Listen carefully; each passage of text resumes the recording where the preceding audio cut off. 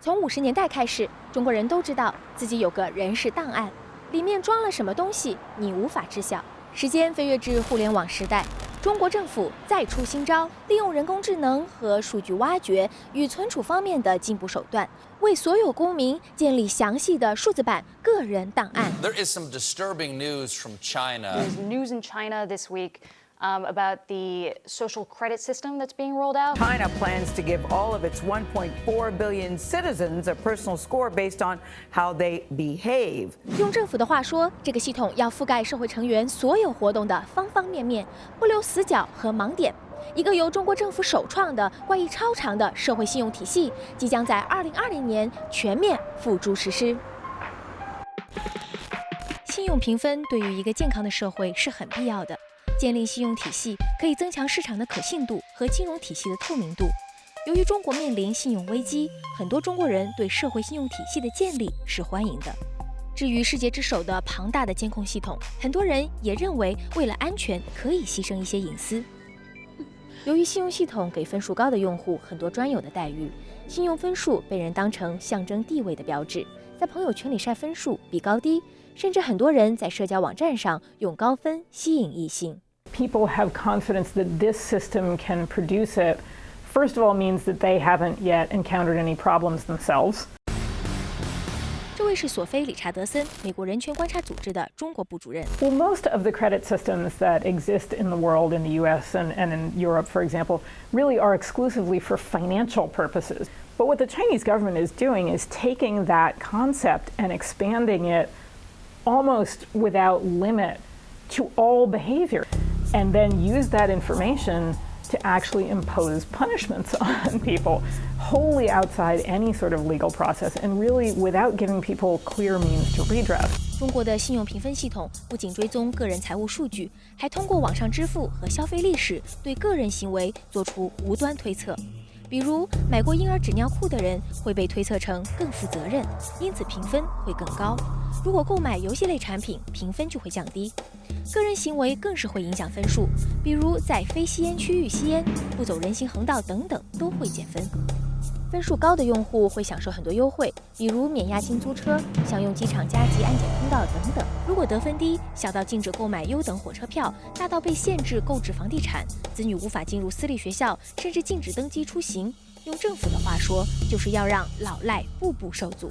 当上被唾弃的老赖也不难，并不需要赖钱赖账、借款不还，只需要参与时事，未经许可发布政治观点，传播中国政府不喜欢的真实新闻，便可以把分数降到被全面孤立的地步。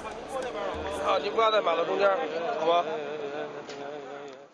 据多方报道，从2013年到现在，全国已有超过600万人上了所谓失信黑名单。这些人申请芝麻信用之前就已经成为低信用用户。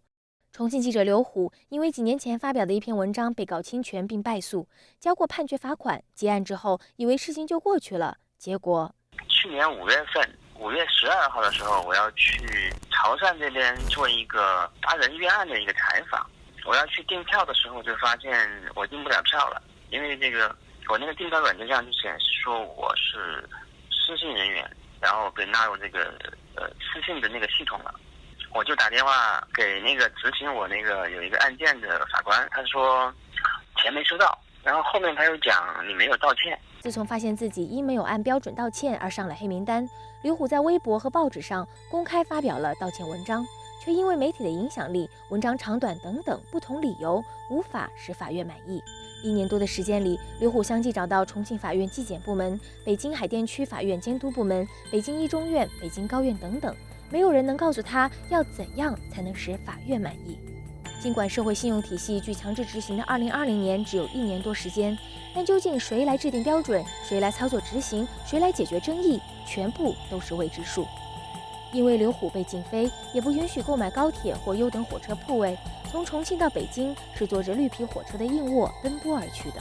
面对种种不便，到现在他也不知道自己的出路在哪里。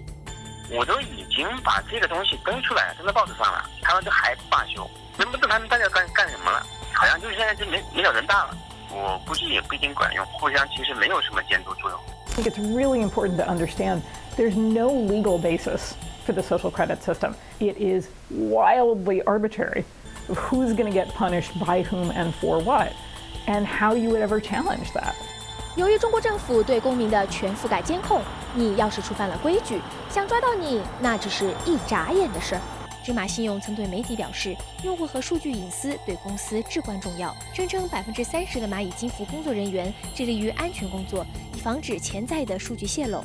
然而，这些数据对中国政府就没有泄露可言，政府随意自立法典，可以依法向科技公司索取个人数据。另外，公民的身份证件、法院文件，甚至医疗病史等等，都被政府存储在庞大的数据库中。大数据库加上全国超过近2000万的摄像头和警察佩戴的人像比对眼镜，再结合先进的人脸识别技术，瞬间即可把你从茫茫人海中抓出来。在言论方面，前2年实行的网上实名和群主连坐制，都为严格控制网上言论打下坚实基础。有人因为不满交警的罚单在网上抱怨，第2天一早警察就来敲家门，警察可以随意在街上拦截行人，要求检查电话记录，发现可疑迹象直接带到派出所。公民自身因为担心数据被读取或者活动被政府监控，人们自然会改变自己的行为语言方式，尽量避免任何形式的批评性意见言论。这正是政府建立社会体系的重点目的。What the government aspires to do is make it very clear to people that all of their behavior at work, at home, socializing, commenting online, is legible to the government. The government will treat them according to how they have behaved. And I think the long-term goal is essentially to sort of produce a problem-free society. 更令人担忧的是，政府还将个人社交行为作为评分依据，比如你的朋友批评政府的言论和立场，可能会降低你的分数。这样，你也许会像其他人一样，主动地把你的朋友隔离开来，让他们成为完全的次等公民。社会信用体系下的人与人的关系，难道仅仅靠分数来维系吗？ That's reserved for members of our Prime Flight program. You got to be a 4.2 or over to qualify. Oh, I'm a 4.2. I'm afraid you're actually a 4.183. 老大哥的监控阴魂不散，社会信用体系在消灭自由思想的道路上迈出一大步，离黑镜的故事越来越相似。